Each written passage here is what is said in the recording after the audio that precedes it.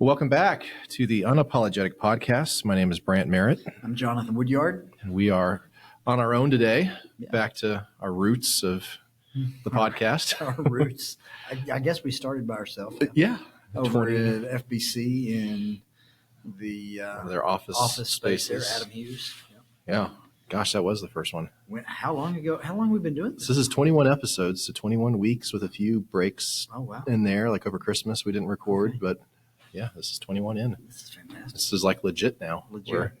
Legit, though you can't see it. We still use a cardboard box to hold up the computer over there. But we have what our equipment setup is. We've upgraded microphones. We have a computer stand that I'm bringing in that we're elevating our game. It's an iterative. Yeah. We're iterating. So we're like 2.1. Yeah. Eventually we'll get in a better position. And it's also like another 50, 60 mile an hour wind day. And so there's things rattling on the roof above us. Something is going crazy over here. It's wild. But yeah, so we're just us today. We want to talk a little bit about Bolivar, the community that our main campus is located here, where we now live and work and play and have made our home, and just a little bit about the partnership between the community and campus and things we enjoy about being here. But before we get into Bolivar, I mean, it's March Madness. I feel like we've talked about college basketball so much this year, and I'm done talking about it because why is that? Because Mizzou lost last night. Because you went to Mizzou, you're a big Tigers fan. I know it was not a good game to watch. It was very frustrating. Yeah. What happened? They lost. Yeah. They didn't make any shots. They missed so many wide open shots. They played okay defense, but the offense did not show up, and so we had a first round exit again to Drake, and so that's it for Mizzou. And now I just hope my Final Four stays intact for my bracket. But the good news about Mizzou, the good thing, I mean, you were 0-18 in SEC play last year. 10-8 this year. Made the tournament. Big turnaround. So, with NIL stuff, who knows if you'll be good next year or not? There's so many moving pieces. Nobody knows who will be good next year, because people are shifting schools and this guy's transferring there and coaches are trying to keep their teams together. It's just insane. So it's really fascinating to watch what's happening in collegiate sports with the transfer portal. But that's partly how you can go from an 0-18 to having a good season and being in the tournament. So it was fun until the last month. It got less fun. And you've got your big night tonight to see if Kentucky can make it through round one. Kentucky's had, in terms of success, obviously Kentucky's at the top of the list. Yet the last 5 years have been a real challenge. We've experienced some hardship. 2 first-round exits the last 2 years. I mean, that's a relative word for college basketball fans. That's true. Well, hardship means we haven't made the Final Four or won the national first title. World problems. Yeah. So we want to make it. I'd like to see us make it to the Sweet 16. We shall see. But, we'll watch the game tonight, watch with my boys over at the house, and hopefully celebrate a Kentucky victory. But you never know. So we'll see. Never know. But it's been fun. I mean, we've got games going on in the student life offices. We've got the big screen going on in the union with students sitting there watching that. Full transparency, if you're not watching this but listening to it in front of me, my phone and YouTube TV is on in the background as I keep tabs on Colorado State and Memphis right now. Although the volume is down, I couldn't take my eyes off of it. So there you are. I picked Memphis, you picked Colorado State, so a lot riding on that. A whole lot. Yeah, exactly. No money, just a lot of pride. Yeah. So if we talk about Bolivar, I mean, I think for us this felt like a timely moment to reflect on. I mean, for both you and I, it's been about 2 years since we moved here, and moved from far away. Me from Florida, you from Minnesota. Neither one of us had set foot in Bolivar till interview process, and that was literally November a couple of years ago. Yeah, rainy, dreary day after Thanksgiving, driving with my family back from Kentucky back towards Minnesota, but stopped here for the on-campus portion, and it was an ugly day. It was pouring the rain. I'm like, am I moving here? What's going on? Yeah, it was crazy. Well, we brought the family out for the second interview. It was end of January of 23, and we were on Highway 13 coming north of Springfield, and little bit of snow flurry, and then real quick, big snowflakes. I mean, to where the highway's one lane getting into town, and all my meetings that day got canceled because they shut campus down for that first day. So we had to push stuff to the next day, and that we just Brittany Earle at the time was the executive assistant to the president, got us a toboggan thing to go over to the hill by the soccer field, and girls got to experience snow. But yeah, not that first day did not go as planned, but then the rest of it went well. But we both sort of have discovered this small town of Bolivar, Missouri, and sort of what it has to offer. And so I think, reflecting a little bit on Bolivar, just what it is, and it's where our main campus is, I think, to level set for everyone too. We do have a Springfield campus that's got health sciences programs. We'll house our PT program starting next fall. We have Salem and Mountain View campuses, but Bolivar has been home for 146 years for the main campus. This is sort of where everything operates out of, and all the administration operates out of here. Even our vice president for regional campuses based out of Bolivar, and sort of visits those other campuses throughout the year. So this is the epicenter of SBU in a lot of ways, and for us too. So I think to talk through what has living here been like, things we appreciate, things we've learned about Bolivar, and then talking about how Bolivar and SBU are really so connected in a lot of ways. Yeah, I mean, there's what's good for Bolivar is good for SBU, and vice versa. But yeah, I just kind of take it back to moving here and getting settled. What are some of the things what's life been like for you and your family getting into town? What have you appreciated about Bolivar? What have you learned about it? Kind of starting there. I think if you go back to where I grew up in Eastern Kentucky in a small town, London, Kentucky. And so growing up that way, coming back to Bolivar was kind of coming back to something that was a little bit familiar. I know small town life. That's the way I was raised. You go back to my hometown now. I go to Walmart in my hometown, and there are the people I went to high school with, the people I grew up with. I see people out. My family's there, my mom and dad, but my extended family. So we just have a lot of family around all the time, aunts, uncles, cousins. They all live there, right? And so when I go home, it's just this small town community that I know people.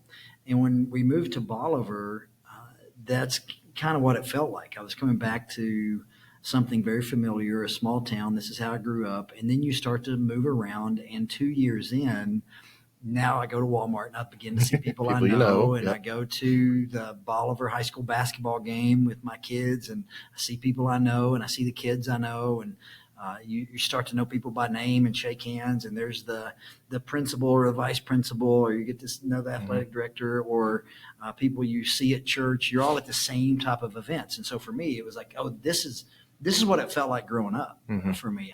Just being around people that you knew all the time. So I've really appreciated that. I like that. Living in Minneapolis wasn't like that. Living in the Minneapolis area wasn't like that. Big city. You could go out a couple of days and go to the Mall of America, this massive, one of the biggest malls in the country. I don't know about the world, but huge, huge place, and be there all day and see nobody you knew. Not anybody you recognized. Or you could go out and go out to a restaurant or something and see nobody that you had recognized. And so but we had moved from Minneapolis to a smaller town outside of Minneapolis and lived there for a while. We were there for probably 4 or 5 years. And that started to feel the same, but it was still a bit different. It didn't feel like the same small town that I knew. This was very much a small town outside of the city, in London, Kentucky, small town outside of no big city. Yeah. So that small town feel didn't feel like Bolivar. So Bolivar very much for me was like, this is like this is the way it was when I grew up. And so that's been exciting a little bit. I like that. I enjoy it. I love the outdoors. I love being out in the country. I love the deer hunt, things like that. And so I'm able to drive down the road. Well, I can drive down my driveway and there are 15 deer standing at the bottom, right? And so where we live outside of town. So there's just, I think the word familiar in a good way has been something that I've enjoyed. That's maybe where I'd start with that. And I don't know what it was like for you because you're coming from Florida, not small rural town. No, I mean, Lakeland, it's actually kind of interesting. Lakeland now is about like Springfield, Missouri, which is the biggest city close to us now in Bolivar. about 150,000 people, but had grown quite a bit. I think for a long time was kind of like a suburb, a bed town for Tampa and Orlando. People would, get a house in Lakeland and go work to Tampa and Orlando down I-4. But I did go to Mizzou, and so I'm familiar with the Midwest and Missouri, and had a lot of friends from towns like Sikeston or Hannibal in different parts of the state. So kind of knew in general the feel, but still different visiting than living. So I think for us, just the fact that it doesn't take 30 minutes to get from your house to downtown. Yeah. It literally takes me 2.5 minutes to get from my house to campus. And I think, in some ways it's, you go from hundreds of restaurant choices, hundreds of store choices to now, okay, there's the 10 we're going to pick from. Is there that many? Yeah. Well, I think, we got, so we can do some Mexican or some barbecue or some Asian. And there's some great local places, but in a lot of ways it simplifies life. Everything's close. You do know the same people you get to recognize. The route is the same. There's only so many places around town you're going to go. And it's insular and simple in a lot of ways, which I think has a lot of benefits to it and some challenges when it's small town life and insular in that way. But yeah, we love the change of seasons in a lot of ways because Florida, it's like winter is 80 degrees. Yeah. It's different. Yeah. And here we get snow, ice, and fall leaves, and spring happens. And so that a lot of those changes were things we wanted. We wanted to be somewhere with seasons, be somewhere that was a little slower, a little smaller. And we found that here. And, some of the things that sold us, because probably like you too, when you kind of do these scouting mission, we actually did a pre-scouting trip before my first interview because of all the weird connections. My wife has a cousin who's a faculty at SBU, Naomi Sanders, and we made that connection, and she has aunts and uncles in Rolla and Overland Park near Kansas City. So the Thanksgiving week, which is about 2 weeks before my initial interview, we just flew out, the two of us, and spent like a day just exploring, trying to figure out, does this feel like we maybe want it to feel? And then those visits, you kind of learn about the schools, you learn about, safety of the town, you learn like what's close, what do things look like?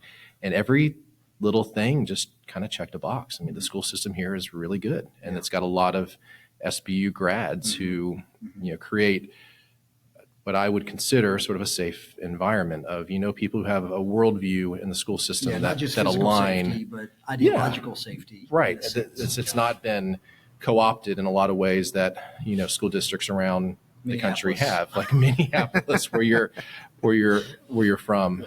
So a lot of those controversies don't exist. And it's one, like the elementary school, one elementary school feeds into the one middle school, feeds into the one high school. And that's at the public school level. There's also good private schools and charter school things. Polk County Christian. There's a classical conversations group that meets around. Yeah. You got a nice rec center with a pool and a lot of activities that happen around town. So small town with the right amount of amenities, good school system, and a lot of good churches. From just talking with people who were here and getting connected, there's just a lot of good places to pick to worship. So there's just a lot of things that fit what we were looking for when we came. So a change for us, not as much of a change as Minneapolis, but a change. Yeah, I've really enjoyed the culture of the town. Talk about some of the ideological safety. There's challenges with kind of life in the South and what somebody like Dean and Sarah might write about cultural Christianity. His book, The Unsaved Christian, everybody, that thinks they're Christian, maybe not. Yeah. And one of the challenges there is convincing people that they're actually not Christians. You need Jesus.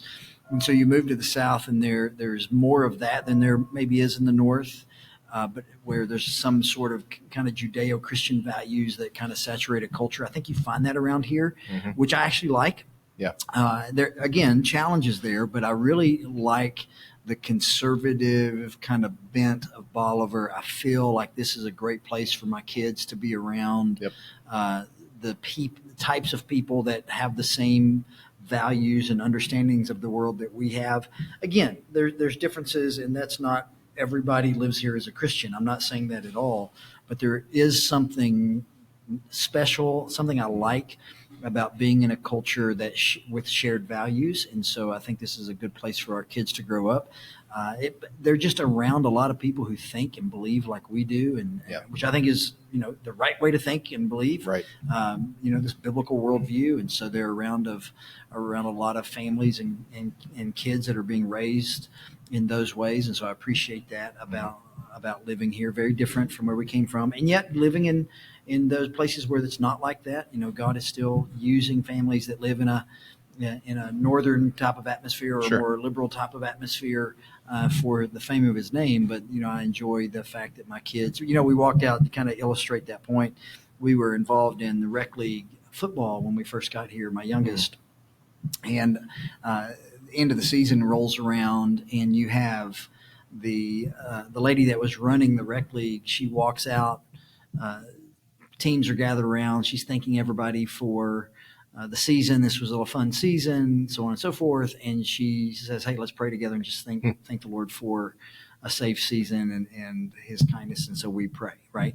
Or you look down at the sidelines of the football game, at the high school football game, and a coach is praying with a young man. Now, does that mean that everybody is a genuine follower of Jesus? No.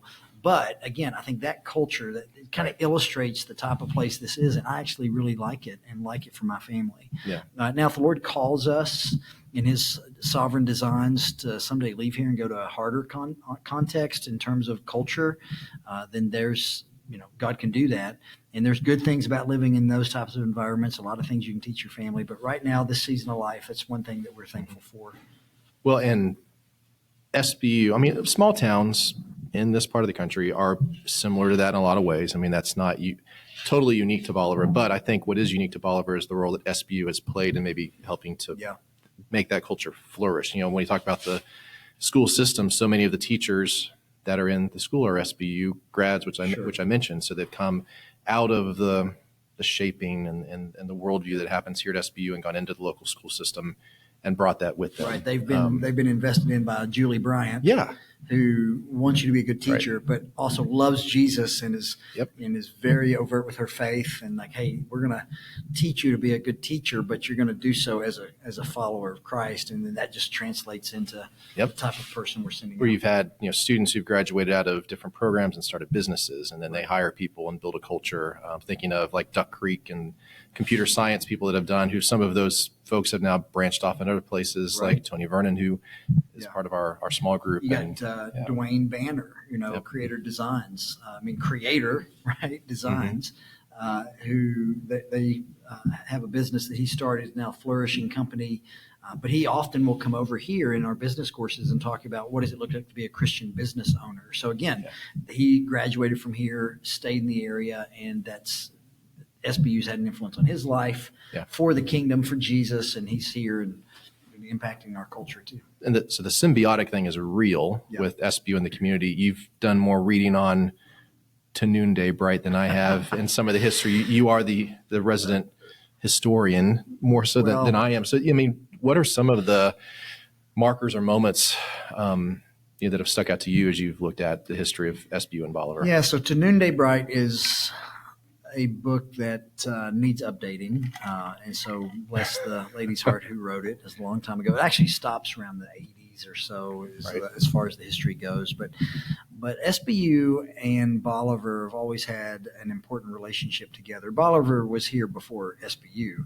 SBU actually started 1878 over in Lebanon. I was there for about a year and then moved over here in 1879. And when it did, you had... And the reason SBU started is because so many families and Missouri Baptist churches wanted a Christian collegiate educational option in Southwest Missouri. So Southwest Baptist University was kind of the brainchild of Missouri Baptists. And as they looked for where to do it, they start in Lebanon and end up here.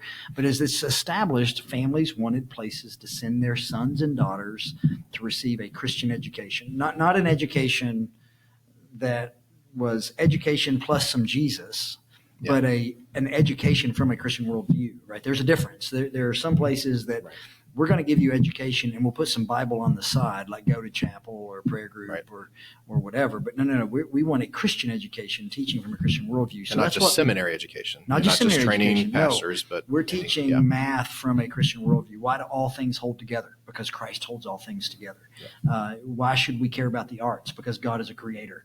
He is artistic, and we should care about those things. God is the God of history, so we should care about history.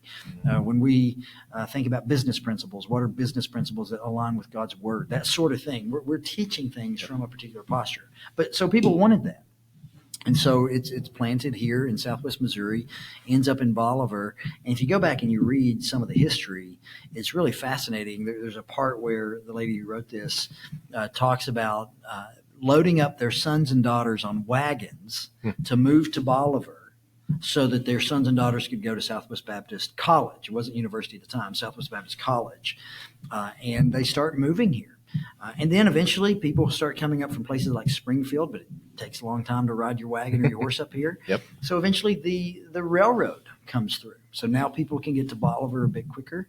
And so here they come, planting lives here. Not everybody came to Bolivar for Southwest Baptist College, so I don't want to skew the picture, but that was a big part of the growth of this city.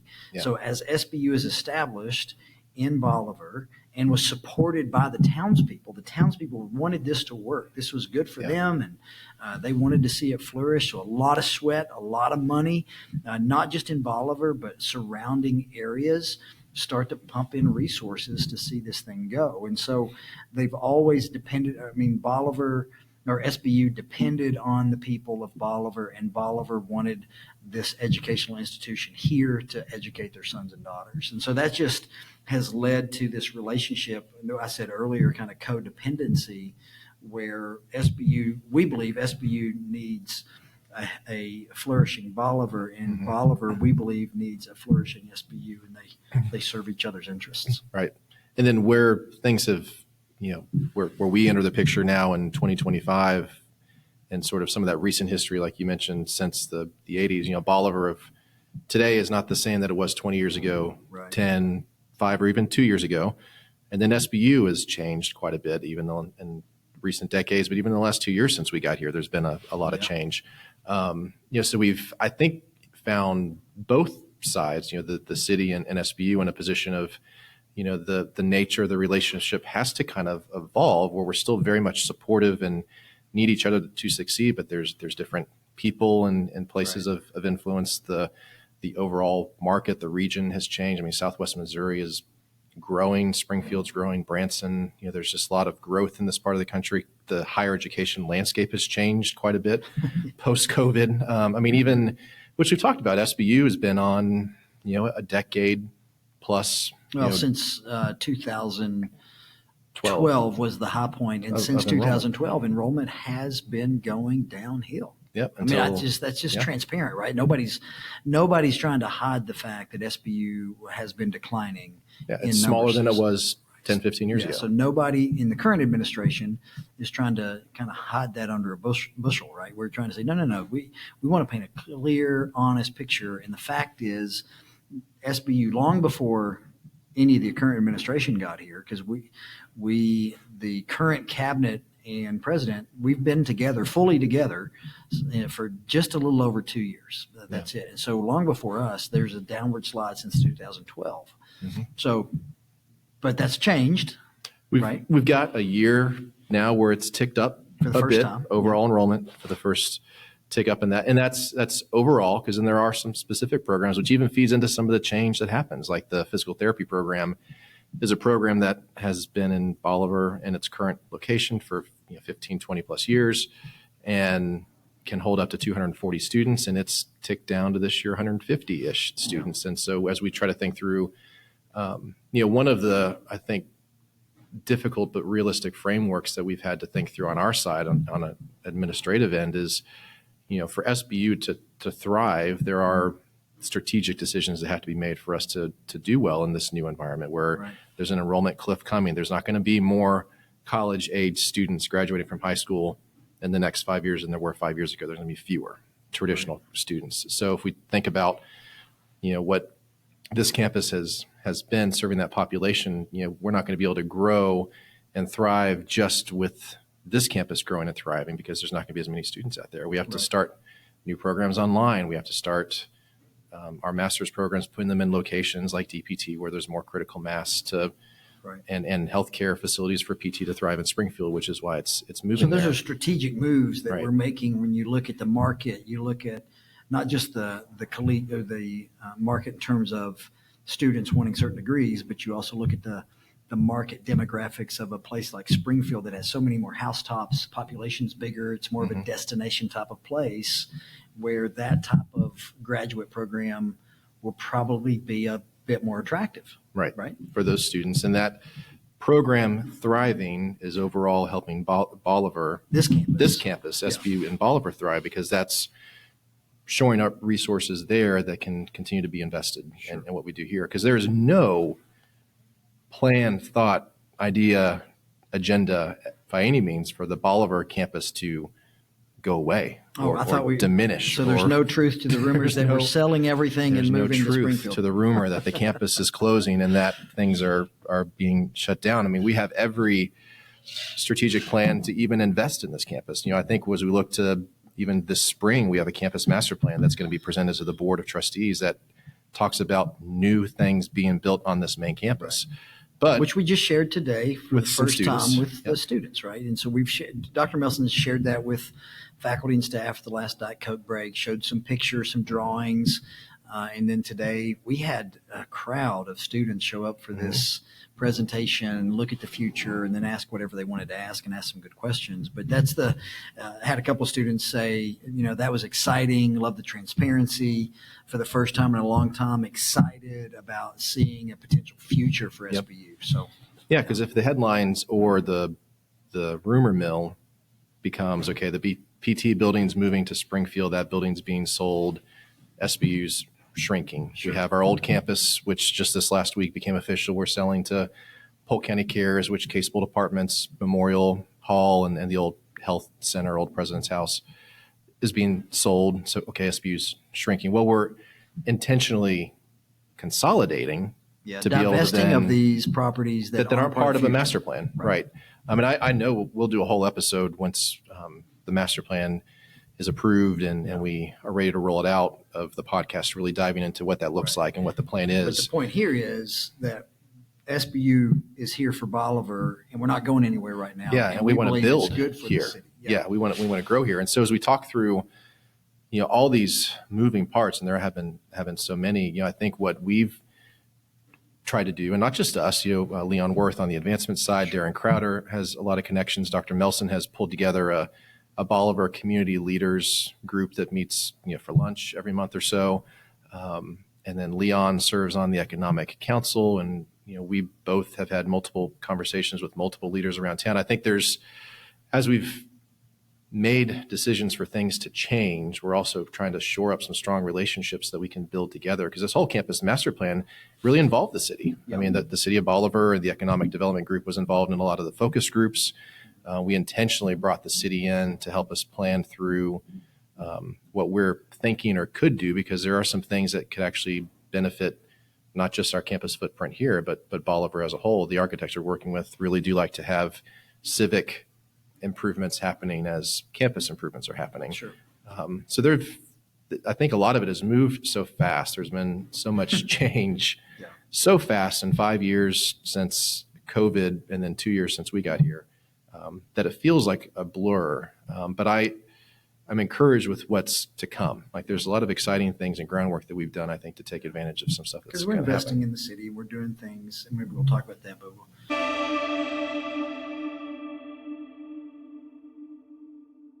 Hey, everybody. Brandt here. It's just me now to wrap up the episode. Jonathon and I, one of the beauties of recording these live is that sometimes we have technical difficulties, and so the audio cut out on us the last 10 minutes of us recording together. So I am now going to try to summarize what we discussed in those last 10 minutes about Bolivar and SBU and the ways that we're trying to work well with the community to wrap up the episode. So one of the main things that really falls in my area a lot of the time is recruiting students to SBU. And we talk about Bolivar High School, Polk County Christian, Bolivar as a community has historically been a source of a lot of students to our campus. Pre-COVID, we used to have about 30, more than 30 applicants who would consider coming to SBU, and many of those would end up attending. The last couple of years, the number of applicants has been more in the 8 to 10 to 12 range. We currently have 11 for fall 2025 right now.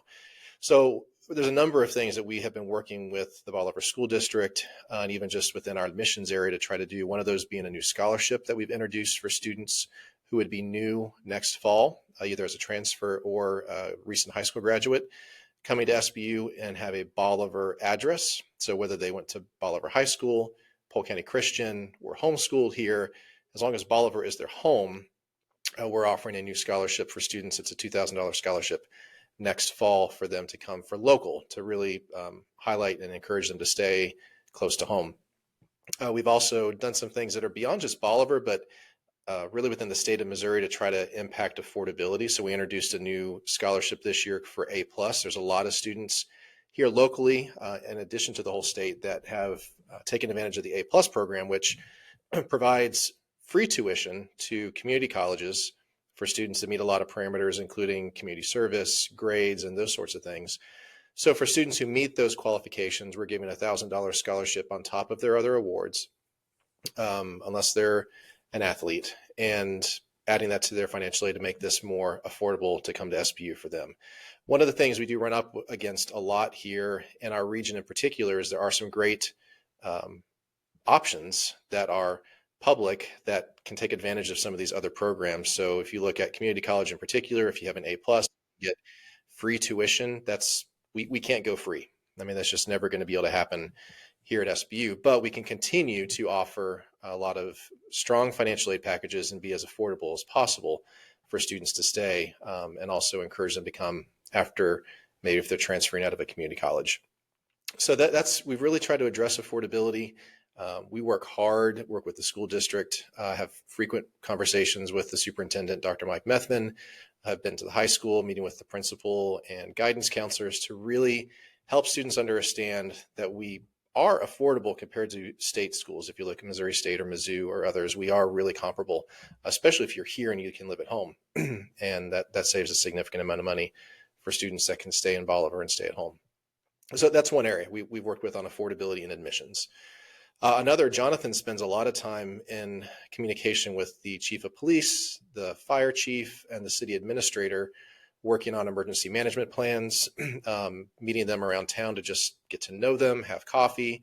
One of the things we discovered, and he's worked a lot with this, is there was not sort of a welcome mat for police and fire on campus necessarily when we got here and in the past. And so he's been very intentional about saying, hey, any first responder, city officials, come to campus. We'll buy you a cup of coffee. We'd love to have you here and want to work together.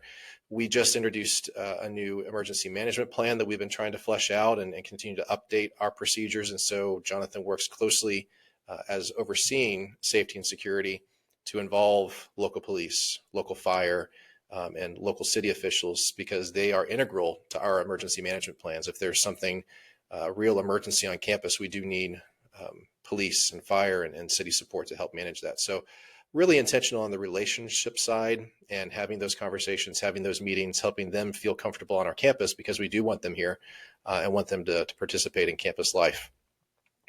Our board of trustees for the university right now has a representative from 2 churches within Bolivar. So that's kind of been another piece as we look at how is the university connected to the community. It's not always been that many from right here in Bolivar. So we have 2 members of local churches who are current trustees at SBU, which I think is a great representation for local voice to the operations of the university and local insight to major decisions that we have to make. And I think that's been a very positive move that we've worked with the Missouri Baptist Convention to have local representation on our board of trustees. Some other things that we've done, our president, Dr. Melson, and the president's office, working with Leon Worth and our advancement office, have invited a number of local civic, business, community leaders to lunches throughout the past year plus, where we share updates from SBU, but also use it as a forum for them to talk about things that are happening in their area. We have the CEO of CMH Hospital System talk about their new construction project. We'll have Economic Development Council chair talking about projects that they're working on. The mayor will come and discuss initiatives within the city. We have multiple aldermen come, and then business leaders that just want to see Bolivar thrive as much as we do. And it creates a great forum to share ideas, but also just see where do things align that maybe we don't always know that they align. If we talk about economic development, are there limitations to the kinds of industries that can come into Bolivar because of infrastructure? Okay, if there are, what are other industries that we want to see that could come into Bolivar, and can SBU play a part in that? Think about especially computer science, software, engineering, and computing in general. We've actually had some businesses, major businesses, founded out of SBU in those areas, and those are less beholden to infrastructure limitations than maybe like logistics or warehousing or manufacturing. So where are places that we can partner with bringing technology companies or helping to found technology companies here, and just using the resources that we have available to draw them, I think are opportunities that we can think about. So all that to say, there are lots of tangible ways that Jonathon and I in particular, and then the university administration as a whole, have worked really strategically to build closer relationships with Bolivar, within the school district, within the city leadership, within business leadership, because there's always room for improvement. But I think the university did go through a season where some of those relationships got somewhat frayed, and we're now in a season where we're rebuilding that. And I think the new campus master plan that we're going to be introducing after the board meeting is going to be a great catalyst for helping to build those bridges even stronger and involve the community in the future of SBU and how we think we can grow, and the way that we want to continue to be an engine for Bolivar, and then that can help Bolivar grow, which then helps SBU grow and be successful. So it's really a great mutual relationship. Jonathon and I love being plugged into the community. It's very important for us. I came from a city in Lakeland where I was born and raised in Florida, and I could go anywhere and see people I know. And so it's a smaller scale here in Bolivar, but because the city's been smaller, in 2 years, I've been able to build those same kind of relationships, and just really love that aspect of, walk downtown to go get lunch and oh, there's an alderman from the city council who I know and can stop and have a quick conversation, or there's a school board member that I know, or there's just a local business leader or a realtor. And that those friendships, those relationships really do allow us to work closely together and trust each other and build a goodwill so that both Bolivar and SBU can succeed. So this is a great episode for us, a lot of fun for us to talk about our passion for Bolivar. It really is important to SBU's growth. As much as we have multiple campuses and online programs, Bolivar is still sort of the hub and the center for what happens at SBU. So we love this community. We love being plugged in, and we're excited for what the future can hold. So thanks for listening to this episode. We will be back next week with more. Jonathon and I have kind of been rolling around ideas. Are there some maybe cultural, theological things that we can discuss that bring worldview in, and how does SBU leadership, how do we as leaders at SBU think about some of these issues? And then we certainly know people who are involved in some of these conversations around the country. And so we think those could be some good opportunities there. So stay tuned for some good episodes in the future, and thanks for listening as always.